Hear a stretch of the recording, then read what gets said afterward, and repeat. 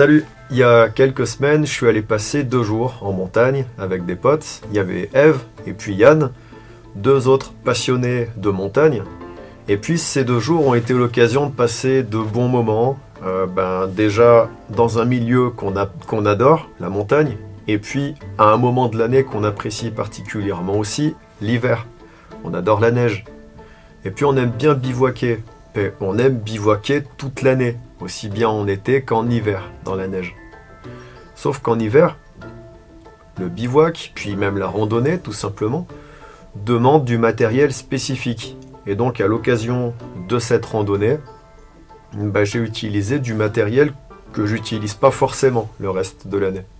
Et donc vous m'avez posé des questions, d'autant que les conditions météo, puis la température c'était pas paradisiaque. Ça si, la météo était pas dégueu. Moi j'ai eu un ciel étoilé parce que j'ai choisi de dormir à la belle étoile. J'avais quand même pris un tarp, parce que je suis assez fan du tarp comme abri, mais j'ai choisi de ne pas m'en servir. Je l'avais pas très loin, au cas où mon matériel d'isolation thermique ne suffisait pas, mais j'ai choisi de vraiment tout faire pour ne pas avoir besoin de m'en servir. Et j'en ai pas eu besoin. Et j'ai passé une nuit bien au chaud, malgré les presque moins 10 degrés. J'ai relevé le thermomètre à moins 9 degrés et demi. Au moment d'aller me coucher, il devait être 22h30, 23h. Donc peut-être que c'est descendu plus bas pendant la nuit. Toujours est-il que moi, j'ai pas eu froid. J'ai dormi comme un bébé. Mais vous m'avez quand même posé pas mal de questions. C'est donc à ces questions que je vais tâcher de répondre dans cette vidéo, en expliquant le matériel que j'ai utilisé aussi bien pour la randonnée que les vêtements et le matériel utilisé pour le bivouac. Et puis pour chaque élément, je vais dire si ça a marché ou pas.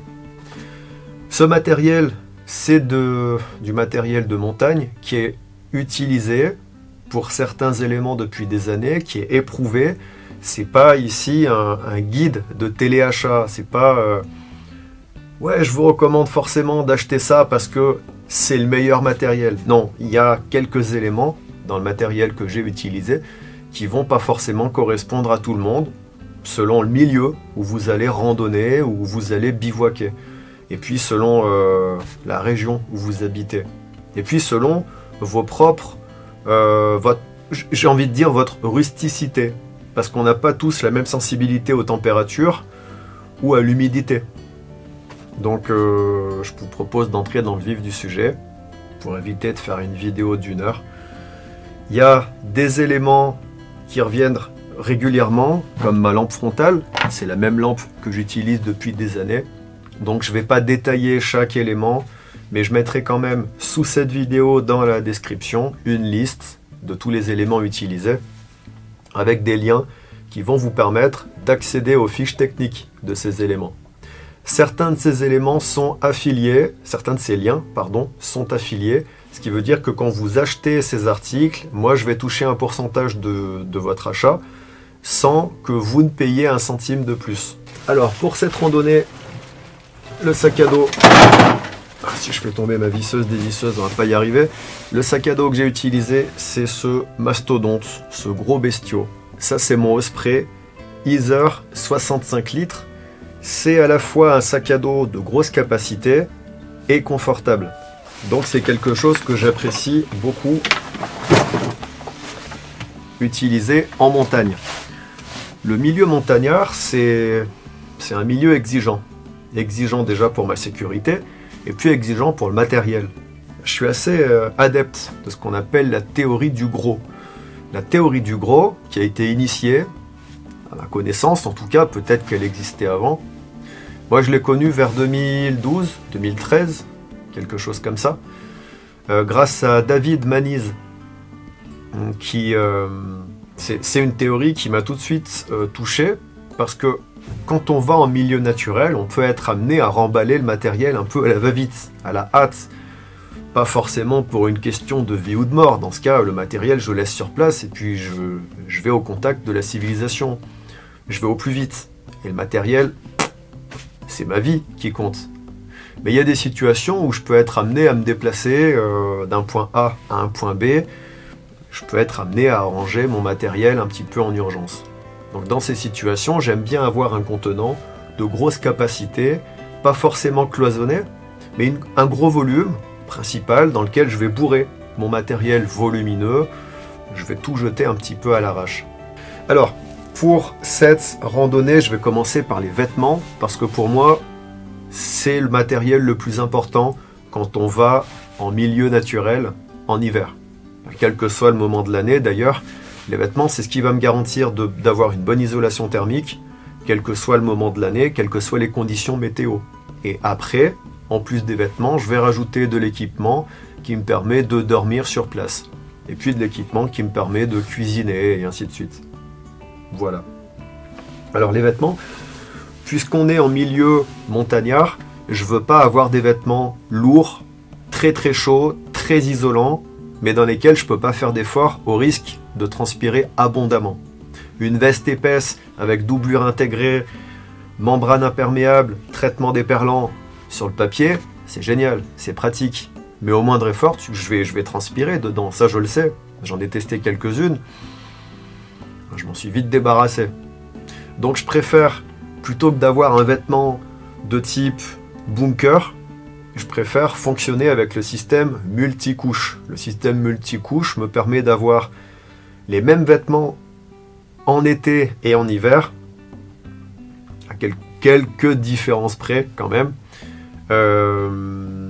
si je vais en montagne. Parce qu'en montagne, en été, on peut avoir du 0 degré. Ça arrive. Et quand le vent se lève et que tu es un peu transpirant, à 0 degré, tu peux faire une hypothermie. Donc oui, j'utilise le même matériel en été qu'en hiver. Mais je rajoute certains éléments, évidemment, en hiver. Ce matériel, pour ce qui est des vêtements, donc j'ai dit que je fonctionne avec un système de couches. Ça commence bien, j'ai perdu mon bonnet. Sont là mes bonnets. Je savais que j'avais préparé mes vêtements. Alors, un bonnet coupe-vent. Voilà, certains reconnaîtront peut-être la marque, c'est vraiment un truc pour le vélo. Voilà, c'est coupe-vent et à l'intérieur, on a une couche de polaire. Donc c'est un bonnet qui me tient bien chaud, un peu trop chaud par moment, mais quand t'as moins 10 degrés en montagne, t'as jamais trop chaud. Par-dessus, mon bonnet que j'aime bien, c'est pas utile d'avoir un coloris camouflage, c'est juste que je l'aime bien. Voilà, c'est un bonnet avec des mailles un petit peu aérées. Voilà, je vois la lumière à travers. Il est en laine mérino. Il sèche relativement vite. C'est pas mal du tout comme bonnet.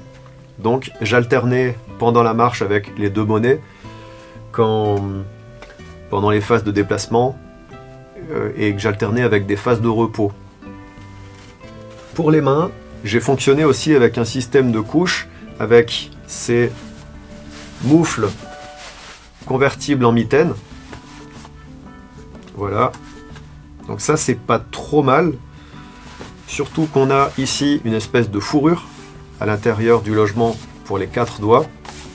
Donc c'est bien. Et puis on a un aimant ici qui permet de retenir la moufle qui va se transformer en mitaine. Donc ça, c'est une ancienne version. Il me semble que sur la nouvelle version, il y a en plus un petit aimant ici au niveau du pouce pour retenir le capuchon du pouce. Ici, une boucle en plastique pour maintenir les deux moufles ensemble. Et puis alors un truc qui est pas mal, qui est vraiment pratique, c'est ces deux petites sangles là qui permettent de retirer la moufle rapidement, sans avoir à tirer sur les doigts indépendamment les uns des autres. Ça c'est bien. Mais c'est pas imperméable et si ça prend l'humidité de la neige, ben, j'ai froid aux mains, j'ai froid très vite. Donc par-dessus, tout simplement, j'ai mis des surmoufles. Alors, c'est vendu comme imperméable et effectivement, d'après mes divers tests, notamment sous ma douche, je peux confirmer que c'est bien imperméable. Grâce, par exemple, à cette membrane, à la membrane déjà globalement, mais aux coutures ici qui sont thermocollées. Donc c'est pas mal du tout. Et en saison fraîche, on va dire de 0 à 10 degrés, ouais, je ratisse large. De 0 à 10 degrés, je peux porter que ça. Grâce au revêtement à l'intérieur qui réfléchit la chaleur, j'aurais pas besoin forcément d'ajouter des gants. Si vraiment j'ai besoin, je rajoute des petites mitaines en nylon. Mais généralement, ça suffit. Et puis, c'est compactable de façon à pouvoir le transporter sans que ça prenne trop de place. Et puis c'est équipé d'élastiques, donc tu commences par enfiler l'élastique et puis ensuite tu mets la surmoufle, de façon à ce que si dans l'urgence tu dois retirer la surmoufle, tu reçois un appel important par exemple, elle ne va pas tomber par terre dans la neige et tu ne risques pas de la perdre. Donc les surmoufles, ça c'est un truc que j'apprécie bien. Je vais continuer avec le haut du corps. En première couche, j'avais un t-shirt à manches longues en laine mérino. Donc j'ai choisi une taille près du corps pour bien retenir ma chaleur corporelle. Et puis un zip pour ventiler correctement le torse, surtout pendant la marche. Je ventilais beaucoup, j'avais beaucoup besoin d'évacuer la transpiration du torse. Par-dessus mon t-shirt à manches longues en laine mérino, j'avais cette veste qui est en laine mérino aussi. Donc ça c'est un hoodie. C'est un petit peu comme les vestes Wool Power, huile frottée, des trucs comme ça. Donc tu as un zip qui remonte assez haut, tu as une capuche, d'ailleurs là j'ai tout de suite chaud à la tête.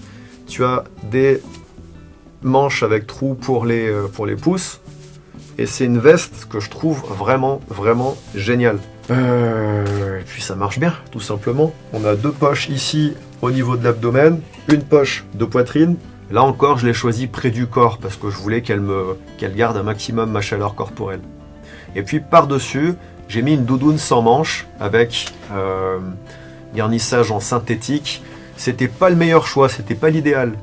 Pendant la marche, c'est bien d'avoir un truc sans manches parce que ça ventile correctement sous les aisselles. Mais après, sur le bivouac, j'aurais apprécié d'avoir... Puis c'était une doudoune sans capuche aussi. Donc probablement que j'aurais dû la remplacer par ma doudoune d'Alpi, la Simon, qui est une doudoune bien faite et surtout garnie avec du duvet et des plumes. Et c'est préférable. Moi, je préfère avoir un isolant en duvet plutôt qu'en synthétique, surtout quand il fait très froid. À poids égal, la plume me protège mieux. Moi, personnellement, en tout cas, c'est une impression. Je ne sais pas si c'est une généralité, mais la plume, le duvet, me protège mieux du froid à poids égal que le synthétique. Après, évidemment, si c'est mouillé, c'est encore mieux. Donc ça, c'est pour le haut du corps. Donc tête. Pour le tour de cou, j'avais ça. Ouais, c'est un tour de cou élastique en laine mérino. C'est le truc que j'utilise en vélo. Je vous en ai parlé il n'y a pas très longtemps. C'est pas mal du tout. On a un empiècement ici, plus fin, qui permet d'évacuer l'humidité de la respiration sans forcément tremper tout le contour. Donc c'est bien. Donc ça, c'est pour le haut du corps. Pour le bas du corps, j'avais un caleçon en laine mérino. Ça fait 2-3 ans que j'ai acheté ça, 2 ans et demi que je m'en sers. Je l'aime beaucoup, mais j'en ai entendu du mal. Certains utilisateurs se plaignent d'avoir des frottements désagréables à l'entrejambe, voire même des trous qui apparaissent parce que la maille serait fragile. Moi, j'en ai acheté 2 identiques. Quand j'ai acheté celui-là, j'en ai acheté un deuxième au même moment et j'alterne.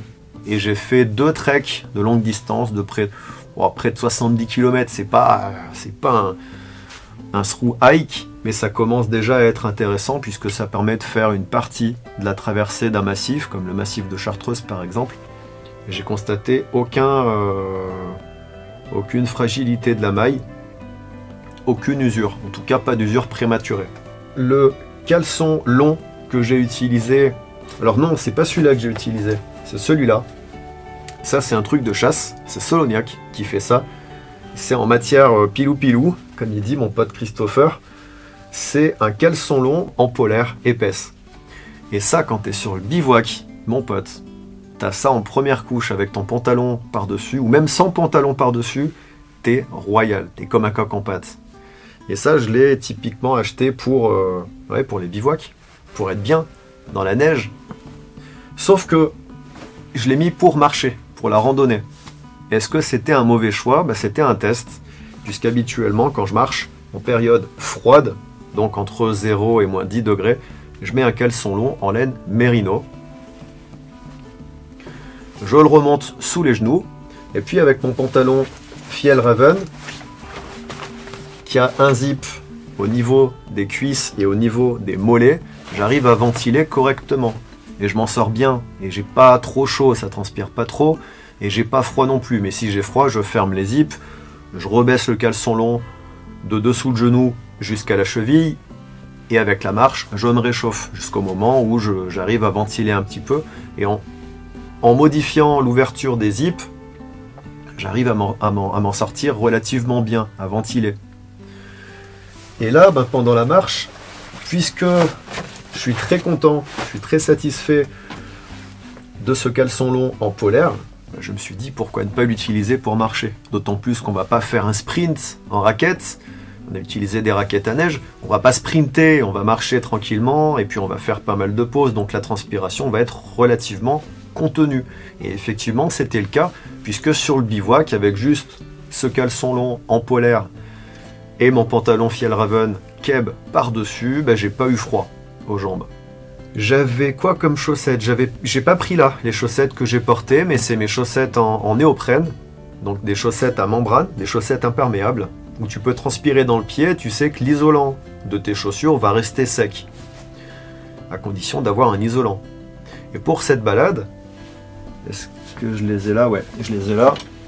Pour cette balade, j'avais utilisé mes Sorel Caribou modifiées. Donc ces Sorel Caribou, initialement, je les avais achetés pour pouvoir filmer dans la neige en étant immobile.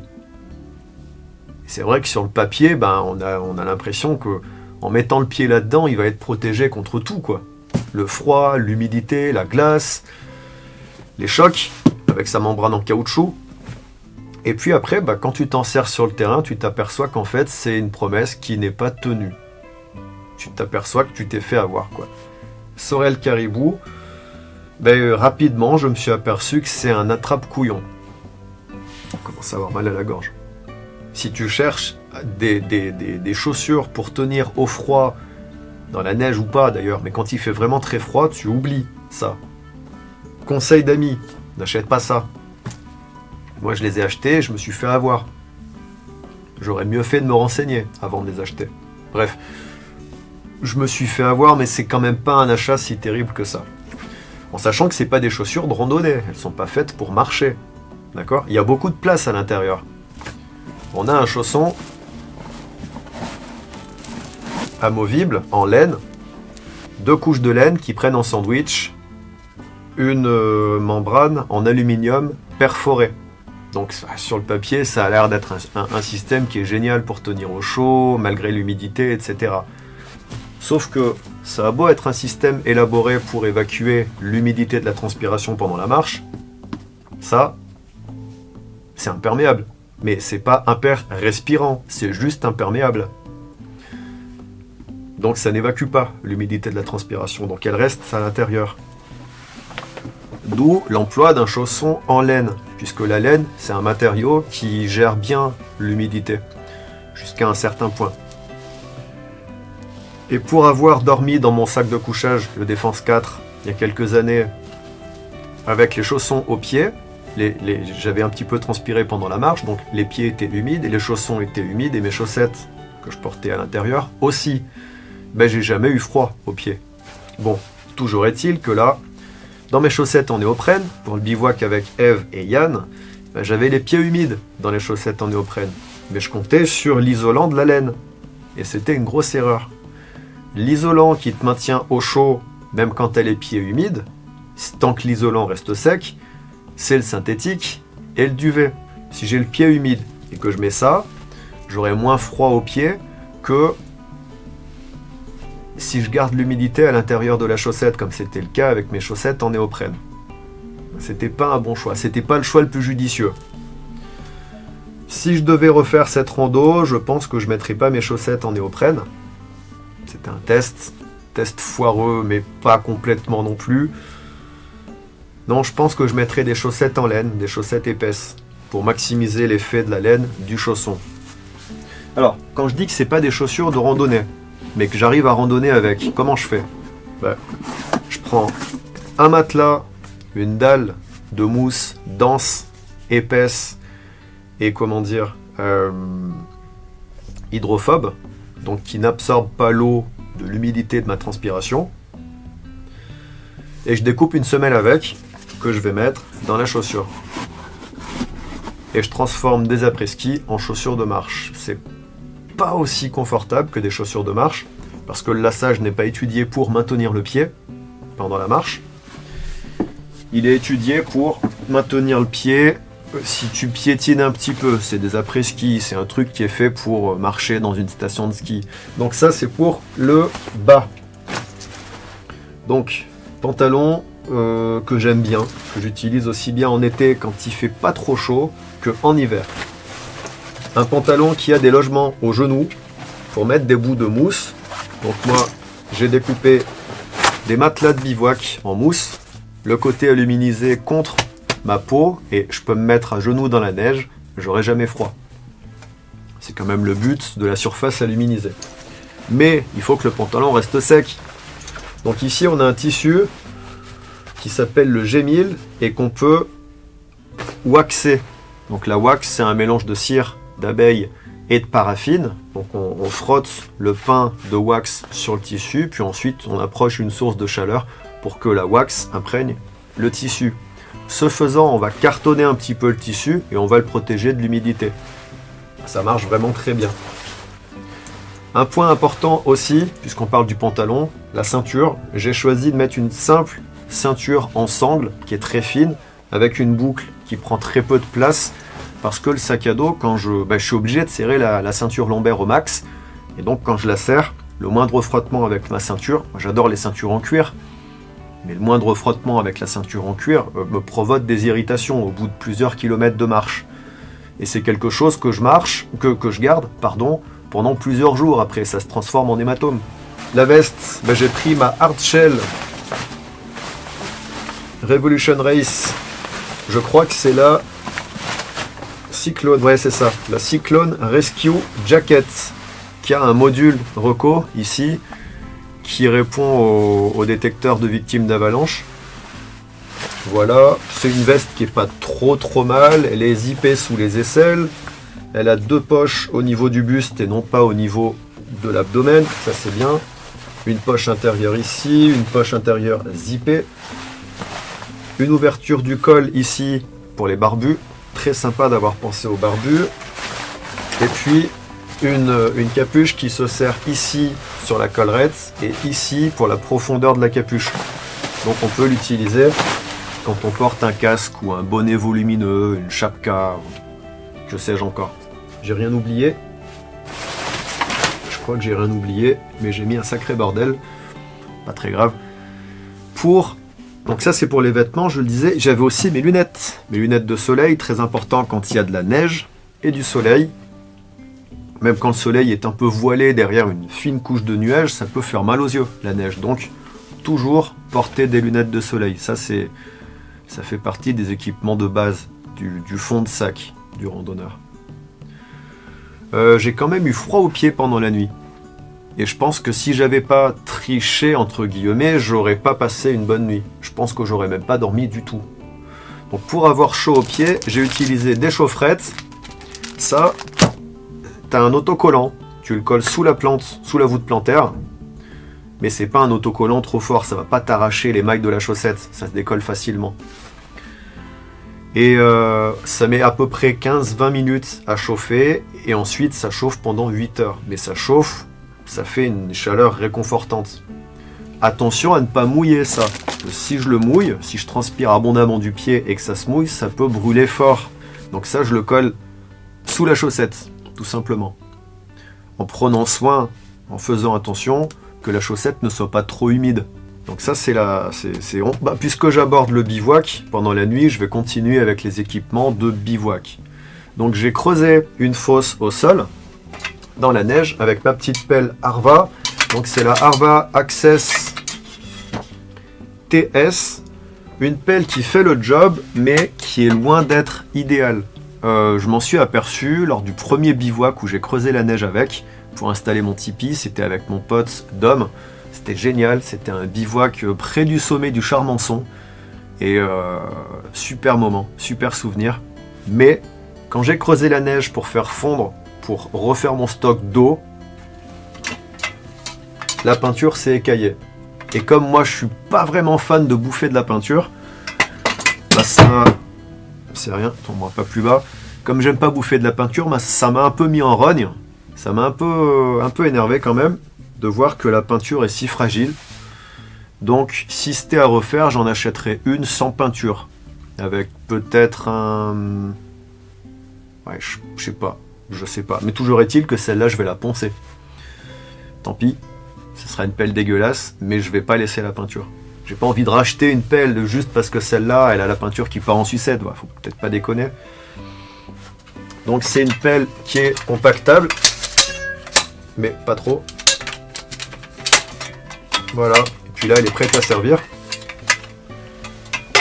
Donc j'ai creusé un trou dans la neige, je creusais ma tombe, et puis j'avais quand même quelques doutes. J'étais un peu méfiant. J'ai beaucoup entendu parler de la fosse à froid, quand tu dors sur la neige.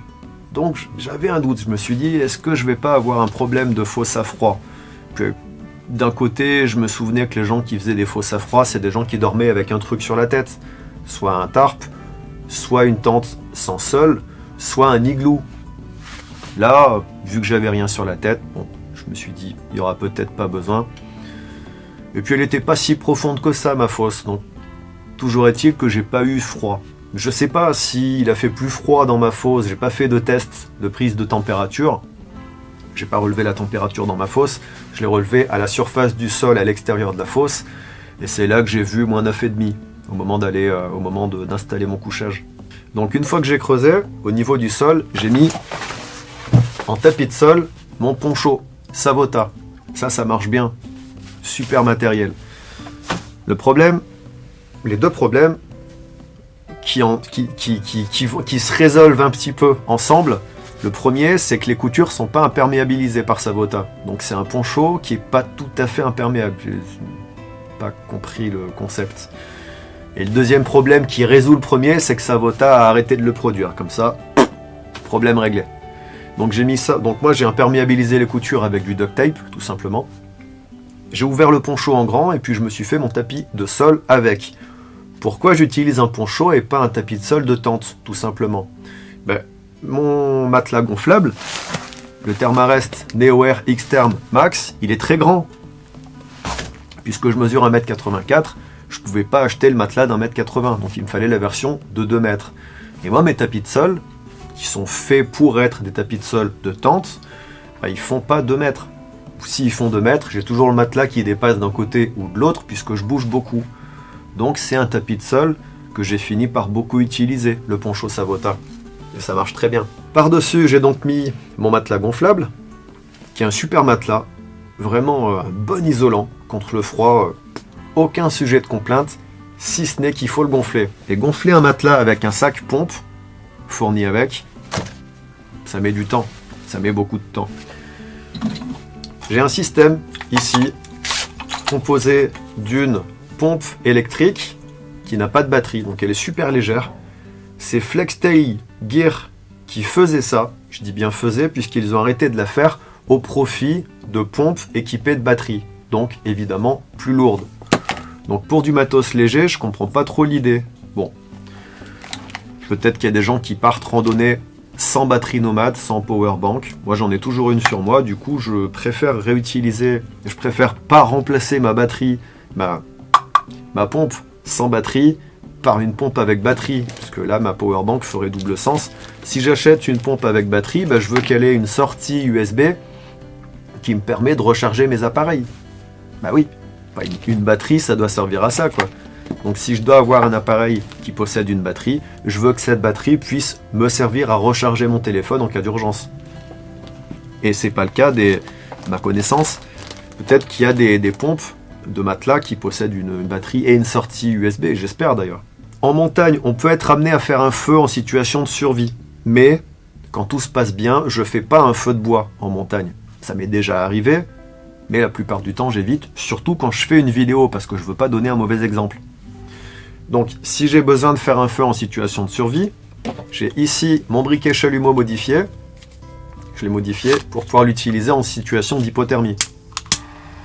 Super briquet chalumeau, qui est rechargeable. J'ai mis de la chambre à air autour pour le protéger contre les chocs, si je dois le faire tomber par mes gardes. Ici, une capsule étanche en aluminium, à l'intérieur de laquelle j'ai mis des boules de coton imbibées de vaseline. Et puis une petite recharge de duct tape ici, ça peut servir à réparer ou même ça peut servir à démarrer un feu. Donc une fois que j'ai démarré mon feu avec du bois pas forcément très sec, il va falloir l'attiser ce feu. C'est là qu'entre en action ma pompe avec sa petite batterie qui me permettent d'attiser le feu. Voilà. Et ça marche bien. C'est quelque chose que je fais beaucoup quand je fais un barbecue. J'ai pas envie de me prendre la tête avec les potes. Je suis dans mon fauteuil, pliable, comme c'est le cas là pour cette vidéo. Je mets la pompe près du feu, ça attise. Le charbon est prêt à accueillir les grillades. Boum. Donc, je pense que j'utiliserai ça à l'avenir plutôt que le sac pompe pour gonfler mon matelas. Ça met du temps aussi à gonfler, hein, quoi qu'il arrive, mais au moins, je peux faire autre chose en attendant.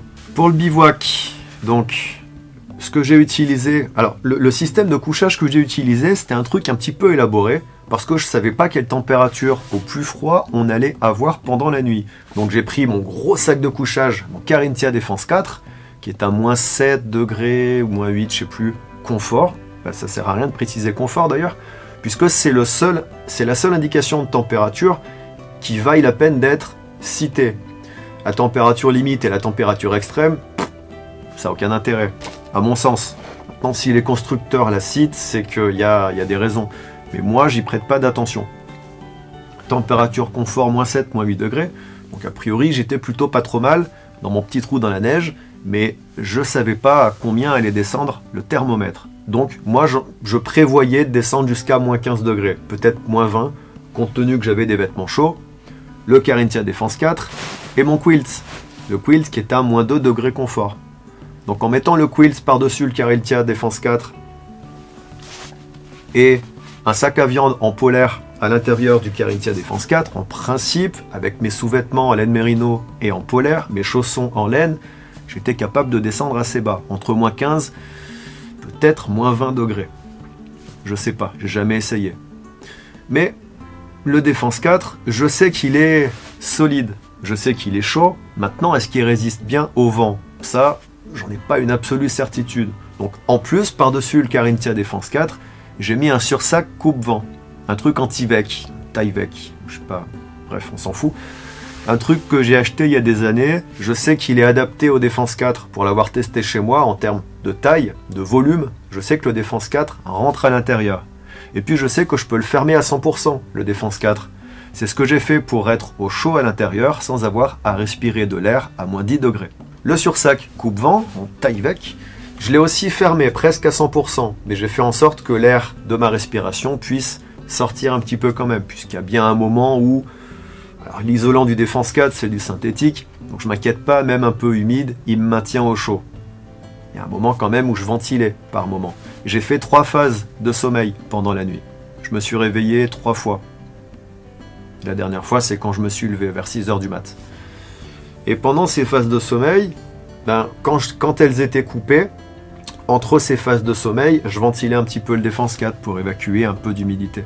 Et au réveil, à l'intérieur du sursac anti-vec, j'avais du givre, pas étonnant, mais pas dans le Défense 4 et très peu sur le Défense 4.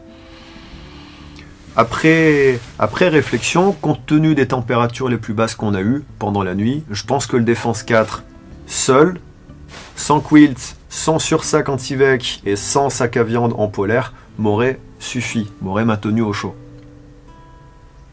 Donc ça c'est pour le couchage. L'oreiller Quechua, un truc qui est pas trop mal. Le tarp que je n'ai pas utilisé, c'est le Soloniac léger, un truc qui fait presque 3 mètres par 3 mètres. J'ai aussi pris des piquets de tente, dont j'ai pas eu besoin du coup. Des piquets très légers en aluminium, avec toujours un piquet solide en acier inoxydable. Je vous avais fait une vidéo pour vous parler de ça. Je mettrai le lien direct dans un coin de l'écran pour que vous puissiez aller prendre connaissance de cette vidéo. Alors ma lampe frontale, bon j'en ai parlé, c'est la Armitech. Couteau suisse, Victorinox Huntsman. Pas besoin, j'avais pas envie de prendre mon couteau de forêt pour aller en montagne. C'est pourtant un couteau que j'ai étudié pour qu'il soit le plus compact et léger possible, tout en ayant une certaine solidité. Mais on était dans le massif de Beldon, au bord du lac Achard. Je savais que j'allais pas faire un feu de bois. Mais si j'avais eu besoin de faire un feu de bois, comment j'aurais fait? J'aurais pris mes petites gambettes, mes petits gants, mon couteau suisse, peut-être la scie à bois. Peut-être mon couteau de cuisine, j'en reparle tout de suite. Et puis mon briquet chalumeau, et puis j'aurais cassé des branches. Voilà. L'idée, c'est pas de faire un gros feu avec des grosses bûches qu'on va bâtonner comme quand je vais m'amuser en forêt. Non, l'idée ici, quand tu fais un feu de bois, c'est de te réchauffer et de sécher ton matériel pour pouvoir ensuite retourner à l'intérieur et finir de passer ta nuit au sec et au chaud. Donc non, j'ai pas pris d'outils pour couper du bois. Je savais aussi que mon matériel de bivouac et mes vêtements pouvaient me garantir de rester suffisamment au chaud. Mais en plus du matériel et des vêtements, il y a le bon sens aussi. Puisque le lac Achard, quand il est gelé, je vois beaucoup de gens qui marchent dessus. Et avec ma poisse légendaire, moi si je marche dessus, je passe à travers quoi. Ou après un bon repas. Et justement, puisqu'on parle de repas, puisque je parle de repas, parce qu'a priori, vous, pour l'instant, je ne vous ai pas encore entendu, hein. Bande de petits malins, ça regarde, ça dit rien. Hein, j'apprécie. Puisqu'on parle de repas, j'ai cuisiné entre guillemets, j'avais rien à cuisiner, j'avais que de la bouffe froide et calorique. Un pain aux noix, j'adore ce pain. Un pavé de fromage de brebis avec des épices dessus, ail, oignon, poivre rouge, piment. Un régal, vraiment un régal. Mon réchaud à gaz, pour l'occasion, c'est mon fidèle Jetboil, le modèle Minimo. C'est un réchaud que j'apprécie beaucoup. Il a un allumage piezoélectrique qui permet de l'allumer quand on n'a pas de briquet ou de fire steel, ou quand on n'a pas la possibilité, en termes de préhension, en termes de dextérité, d'actionner un briquet. Donc c'est un bon système. Compte tenu que j'avais le bol en plastique du Jetboil, j'ai pas utilisé mes petites tasses Fold Cup, qui sont des bonnes petites tasses d'ailleurs. Il y a mon pote Yann qui a fait une vidéo très intéressante pour en parler. J'ai quand même pris une grande tasse dans laquelle j'ai pu servir l'apéritif. L'apéritif, c'était des noix assaisonnées, des noix grillées assaisonnées. J'achète ça à côté, à la halte fermière, et j'aime bien apporter ça à l'apéritif. Pour couper mon pain et mon fromage, j'ai emporté ce superbe couteau fabriqué en France, l'Esperluette. Voilà, le couteau, le cuisinier français, en acier inoxydable 14C28N, un couteau bien foutu, vraiment excellent. Maintenant, c'est un couteau de cuisine fabriqué en France, un couteau pliable de cuisine fabriqué en France. Donc le tarif, c'est pas celui d'un couteau de cuisine que tu achètes au supermarché. Voilà, un couteau à 250 € en premier prix. Et je pense que c'est un couteau plaisir. C'est pas un couteau que tu vas acheter comme ça en te disant dans 2 ans je le remplace. C'est un couteau que tu vas acheter pour t'accompagner. Il y a le côté nomade qui est intéressant. Un couteau pliable où, une fois installé, il est plus long, la lame est plus longue que le manche, ça n'existe pas. C'est génial. Le concept est juste génial. Donc moi, ce couteau, c'est un partenariat avec le concepteur. J'ai pas peur de le dire. J'ai pas honte, au contraire, j'adore mettre en avant des Français qui innovent et qui sortent des produits qui n'existent pas. Et c'est ce que je fais avec ce couteau. Et c'est un couteau que j'aime utiliser, que j'utilise au quotidien d'ailleurs, puisque dans son superbe étui en cuir, on le transporte d'une façon relativement discrète. Là, on a plus l'impression que j'ai mes lunettes de lecture qu'un couteau. Donc c'est un couteau que j'ai utilisé avec plaisir pour couper mon pain et mon fromage. J'ai pas vraiment cuisiné pour l'instant avec. Mais chez moi, par contre, je cuisine souvent et j'en suis vraiment très content. C'est un super couteau. Avec un tranchant exemplaire, une émouture plate, totale. Et donc facile à aiguiser. Super couteau. La trousse de soins, les élastiques pour fixer le quilt au matelas gonflable. Élastique dont je me suis passé puisque j'ai simplement étalé le quilt par-dessus mon Défense 4. Ça c'est le réchaud à gaz, ça c'est mon petit bout de savon de Marseille. De quoi je n'ai pas parlé? J'ai parlé du réchaud, le Jetboil. C'est un super réchaud à condition de faire attention à son gaz. Les cartouches de gaz Décathlon, je suis pas fan. Au bout d'un moment, ça aime pas trop le froid. Encore que c'est surtout la façon dont je vais protéger la cartouche qui va faire qu'elle va très bien fonctionner à moins 10 degrés ou qu'elle peut mal fonctionner à moins 5 degrés. Les cartouches MSR, pareil, je trouve qu'elles sont pas aussi efficaces que les cartouches de gaz Jetboil. C'est pas forcément un avis qui repose sur une étude scientifique du truc, c'est mon expérience, mais j'ai pu aussi faire des erreurs d'appréciation. J'ai pu mal protéger mes cartouches MSR contre le froid et mieux protéger mes cartouches Jetboil. Toujours est-il que j'aime bien les cartouches Jetboil. Est-ce que le gaz est différent à l'intérieur? Je sais pas. Dans la ceinture, dans une poche de la ceinture lombaire du sac à dos des M&M's, c'est réconfortant, c'est bon, c'est calorique. Il y a un petit peu de fruits secs, beaucoup de sucre, beaucoup de sucre. Mais quand tu vas en montagne, bah, tu produis un effort. Et cette dépense calorique, faut la compenser. Donc tu la compenses par la nourriture, par des boissons chaudes, par du gras, par de la protéine et par un petit peu de sucre. C'est pas nécessaire vraiment, mais moi j'aime bien. Je pense avoir fait le tour du matériel. Je crois. Laissez-moi un petit instant de réflexion. J'ai pas parlé d'hydratation. Pour cette balade, j'ai pas emporté de filtre à eau. J'ai pas emporté de réservoir d'hydratation qui se glisse dans un compartiment vertical du sac à dos, avec un tube à l'extérieur qui va irrémédiablement geler, combien même je refoule l'eau à l'intérieur. Qu'est-ce que j'ai fait? J'ai compté sur la neige. Je savais qu'il y aurait de la neige à cette altitude. Sur mon réchaud à gaz et sur ma pelle qui me fait bouffer des paillettes de peinture. Yes. Et donc j'ai pris 2 bouteilles isothermes, une d'1 litre et une d'1 demi-litre. C'est lourd, les bouteilles isothermes, c'est très lourd. Donc je le savais. Donc j'ai quand même fait, je suis allé contre le poids et puis j'ai quand même pris mes bouteilles isothermes. Cette bouteille d'1 litre, c'est parfait pendant la randonnée parce que tu bois beaucoup quand tu montes en montagne. Tu transpires beaucoup aussi, donc faut compenser. Cette bouteille-là, c'est celle qui m'accompagnait pendant le dodo. Un demi-litre, c'est pas ce que je bois quand je dors, hein, mais bon. C'est aussi une gourde qui a double utilisation. Quand je dors et qu'il fait très froid, quand j'ai envie de pisser, c'est compliqué de sortir. C'est compliqué, donc moi mon astuce c'est d'avoir un contenant. Alors faut pas que j'ai soif juste après avoir pissé. Enfin, le réveil où tu pisses, puis ensuite tu dors 2 heures et tu te réveilles, t'as ultra soif. Donc dans ce cas-là, j'aime bien avoir 2 contenants parce qu'il y en a peut-être un que je vais utiliser comme gourde pipi. C'est une possibilité. Et après je le rince, je le nettoie correctement et puis je peux de nouveau m'en servir. Donc c'est bien d'avoir 2 contenants isothermes. Un petit, un grand. Par contre, quand tu vides le liquide à l'intérieur du contenant isotherme et que tu le remplaces ce liquide par de l'air, ça va geler. Le liquide va geler à l'intérieur de la gourde isotherme. J'ai essayé pas mal de gourdes isothermes et j'ai eu le problème avec toutes. Quand tu laisses un tout petit peu de liquide à l'intérieur de la bouteille isotherme, ce liquide finit quand même par geler. Bon, il faut quand même des températures assez basses. Mais oui. C'est pas infaillible. C'est pas infaillible. Voilà, je pense avoir fait le tour du matériel que j'ai utilisé. Il n'y avait pas grand chose. Il y avait quand même plus que nécessaire. Ça, c'est un bout de matelas en mousse dont on se sert généralement pour s'asseoir. Et c'est vrai que... j'ai pas parlé du surpantalon. Oh là là, ça y est, j'ai oublié la moitié des trucs.